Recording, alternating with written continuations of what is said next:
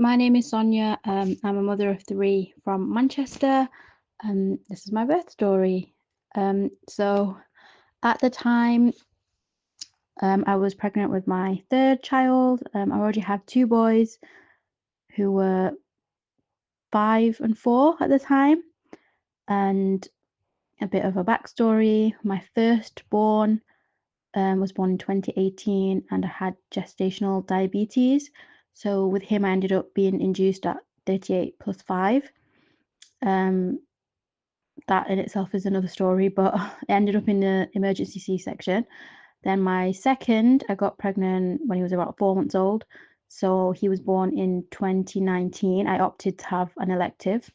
So when I was pregnant with my third, I decided that I wanted to try for a VBAC. Um, yeah, so I didn't want any form of induction. They said it would be too risky anyway, so I would either go into labor naturally by 42 weeks, they said they would give me to, or I would have a C-section. So yeah, I ended up going to 41 weeks. So she was due on the 14th, then she was born on the 21st. And I actually had a C-section booked in a few days after that, but I went into labor spontaneously. I was having contractions throughout the day. Throughout the night, they just started to get more intense. And because I've never gone into labor naturally, I didn't realize that this is actually what was happening. But I was using a timer on my phone and they were getting more frequent. So I was like, oh, okay, this must be the real thing. And then it was actually Ramadan at the time. So we were awake in the middle of the night anyway. And my husband was going to close his fast. So we eat before dawn to close our fast. So he was like trying to rush to close his fast so that we could get to the hospital. And I called my mother-in-law, my sister-in-law. I was like, okay, can you come and stay over with the boys because we need to go to the hospital. It was like 4 a.m. at this point, maybe. And we got to the hospital and, you know, they already knew, obviously, my history.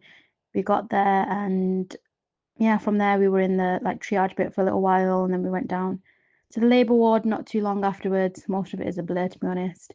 And then it got to early morning. And yeah, and it was just progressing. I had the gas and air. And then I think it got to like about maybe 2 o'clock in the afternoon. And I wasn't dilating very much. It was only a few centimeters. So they kept saying, we'll see how it goes. We'll do another, what do they call it, examination, and then we'll see, go from there. And then I remember the midwife that was on duty changed because she went for her break. So it was another midwife. And then during that change, they just said, oh, you're not progressing quickly enough. We're going to have to give you a C-section. I remember when she came back, because the break was only like 30 minutes or something, she was like, what on earth has happened? When I left you, we were fine. Like, why are you all of a sudden saying you need a C-section? And obviously at the time, I didn't really want to because I really, really wanted to go for that VBAC. But in hindsight, I know that I did do as much as I can. Like I put off induction, being induced, I put off everything else. I went to 41 weeks. I went into labor spontaneously, progressed as much as I could. So I was like, okay, yeah, we'll go for the C-section. It is what it is. Went for a C-section. So this being my third one, I did notice that it went on longer than the other two.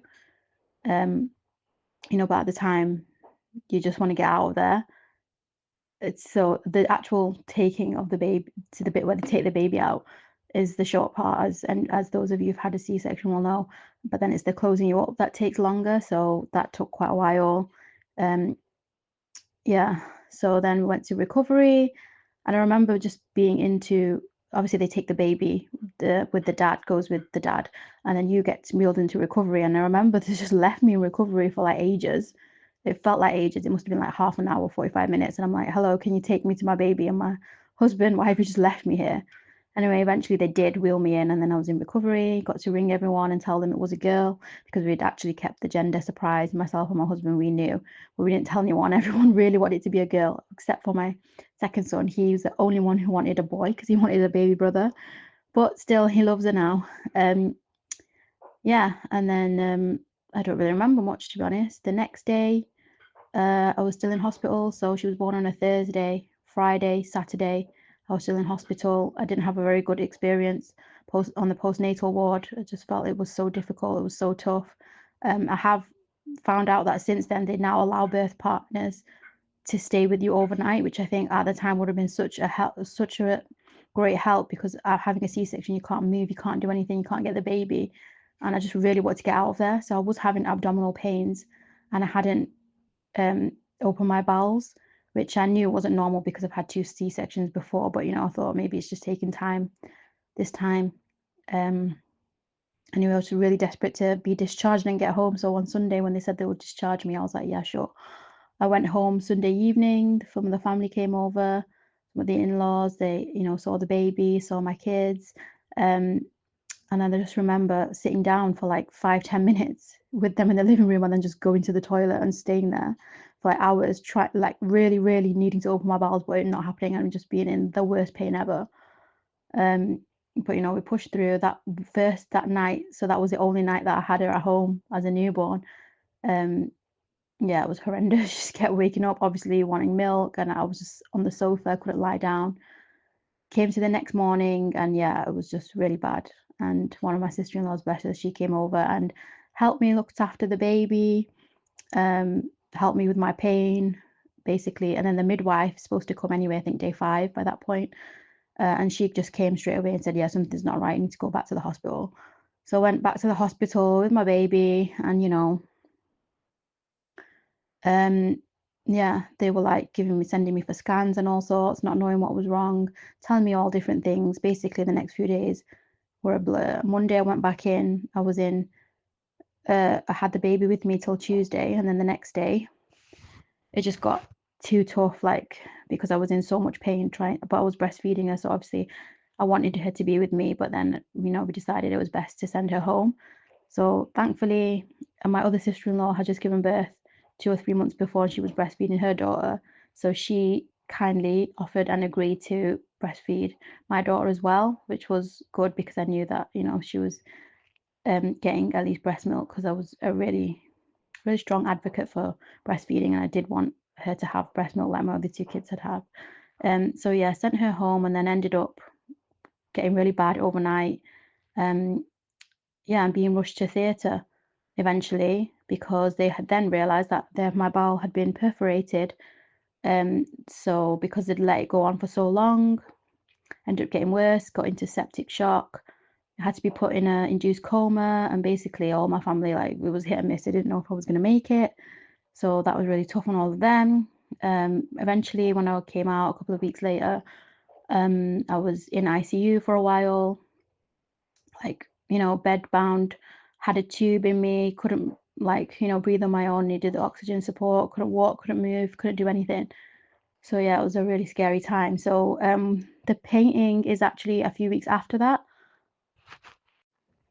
The painting, as I was saying, sorry, the painting is a few weeks after all of that. So I'm still in ICU at the time, but I've had the tube taken out of my throat. I've just got the feeding tube left in, and probably a couple of other drains that you can't see in the photo.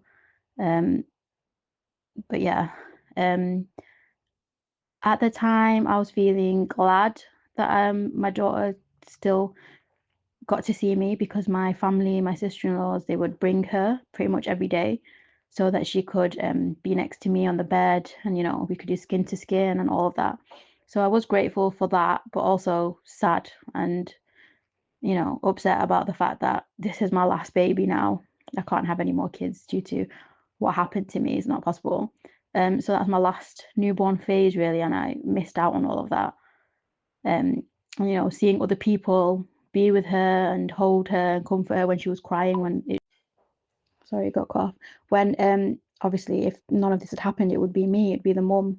That's my job, to comfort her, make her quiet, to feed her, all of that. So yeah, it was bittersweet, I'd say. At the time, it was moments of feeling happy and grateful, but also sad and disappointed for all the things that I missed out on. But I would say at the time, and also now, even looking back, I'm so grateful for the infant feeding team, especially at the hospital. That's where I met Lizzie and Monique and Joe, and they helped me out so much in keeping up with my expressing and allowing me to make the choice of when I wanted to stop feeding, obviously, because if I didn't express, that decision would have been made for me a lot sooner. So I'm very grateful to have met them, and for Lizzie for painting this beautiful picture of myself and my daughter, and which I will one day show her and get her listen to this voice note and tell her the rest of the story in more depth, I guess. So yeah, thank you for listening.